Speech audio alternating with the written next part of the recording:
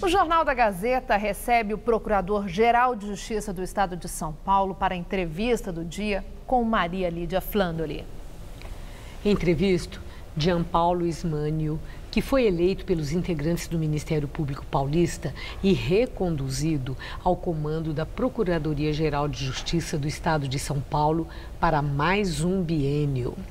Eu cumprimento, parabéns pela eleição pelos seus pares e por essa recondução ao comando do Ministério Público em São Paulo, a Procuradoria-Geral. Muito obrigado, eu é um prazer desejo estar muito aqui. boa sorte. Muito obrigado, um prazer estar aqui. O que hoje chamou atenção à tarde foi um desabafo de um promotor do Ministério Público de São Paulo em rede social contra ministros do Supremo, Gilmar Mendes, Dias Toffoli, Ricardo Lewandowski, Marco Aurélio Mello, pela decisão dos 3 primeiros ontem em relação àquela questão de tirar das mãos de Moro algumas questões referentes a processos do ex-presidente Lula. E nesse desabafo, o promotor usou termos muito fortes, chamou os ministros de canalhas, de FDP. E indaga-se num clamor: até quando vamos aguentar essa bandidagem togada?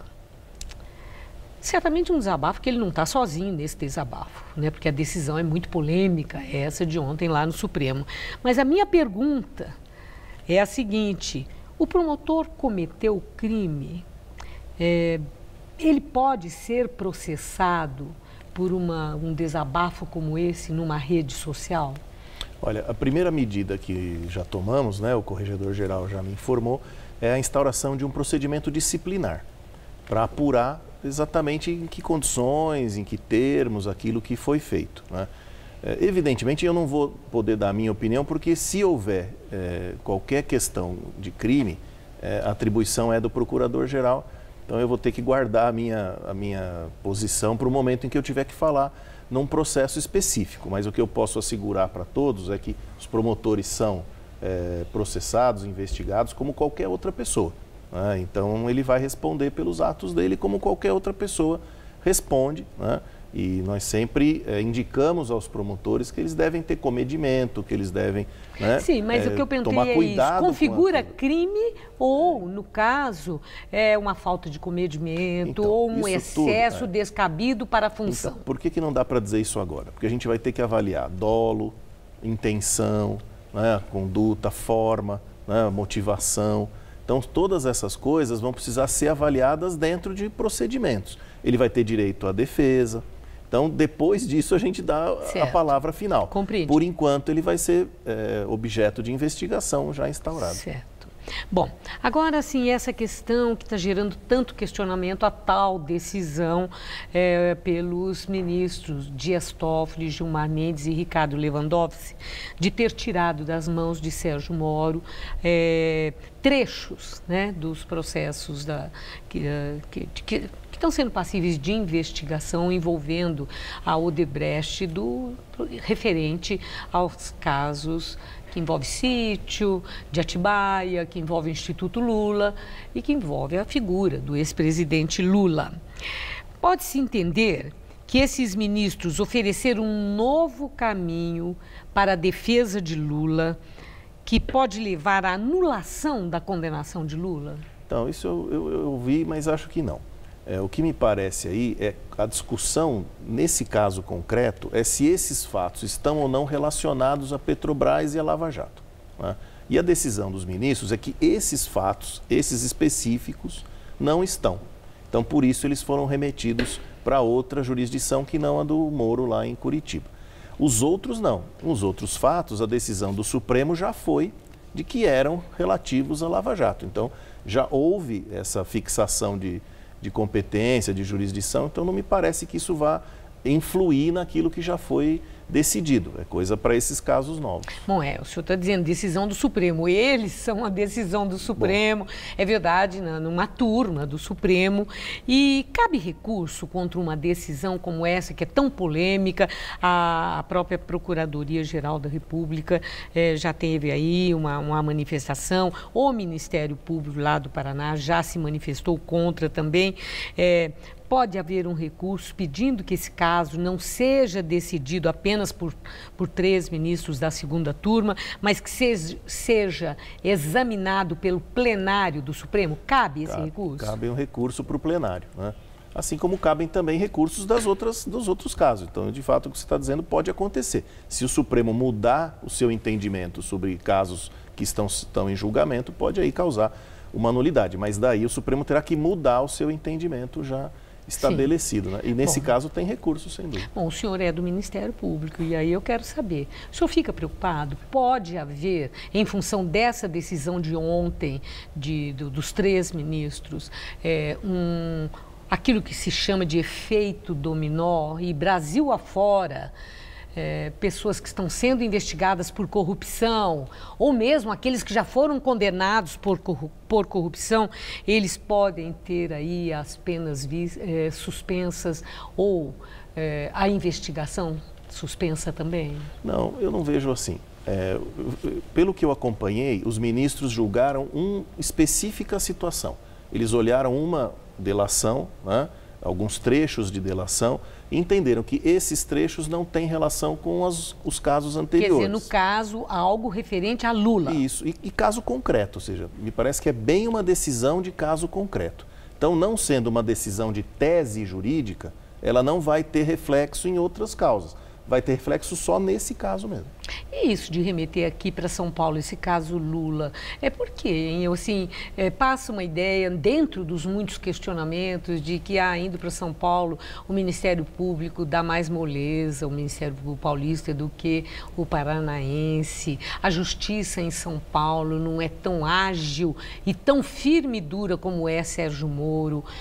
Tem fundamento isso? Não. Esse tipo de questionamento? Não tem. Na verdade, o Sérgio Moro é um excelente juiz, a Força Tarefa faz um excelente trabalho, mas aqui também tem trabalhos excelentes que são feitos. Não me parece que exista essa questão, não. Mas, lógico, né, a população está acostumada com essa discussão do que é melhor, do que não é, e, sem dúvida, Curitiba e o Sérgio Moro ganharam uma grande expressão nacional. Então, isso é fruto dessa polêmica que a gente vive. Bom, eu vi um texto seu que chamou a minha atenção, em que o senhor faz uma referência que os tempos que vivemos parecem época de desacordo, de insatisfação, de muito questionamento sobre as próprias instituições e os sistemas da sociedade em que nós vivemos e que há uma indiscutível vontade de mudança.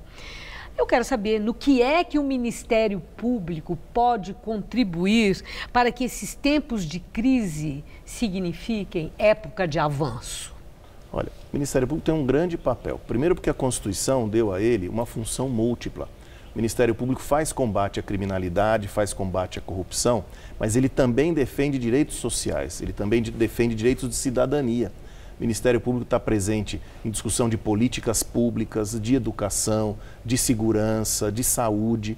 Então, isso é um grande avanço, né? A nossa Constituição, ela traz instrumentos muito importantes de avanço, que ainda estão sendo utilizados. Então, vou dar um exemplo de outra área, que não é essa de criminalidade, mas que é muito importante.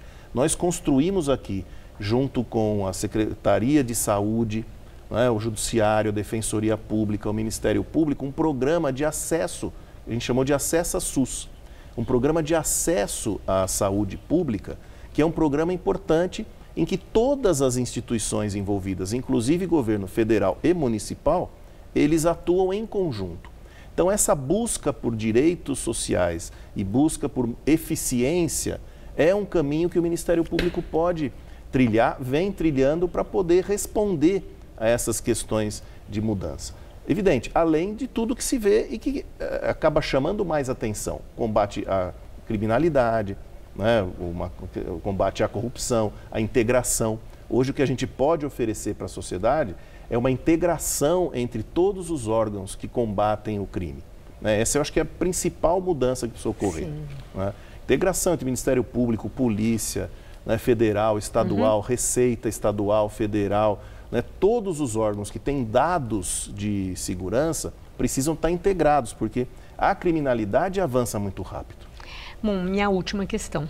no dia da sua posse, chamou a atenção que na mesa das autoridades não havia uma mulher sequer, quando no próprio Ministério Público e mesmo nas instituições em São Paulo, né, há mulheres com muito destaque.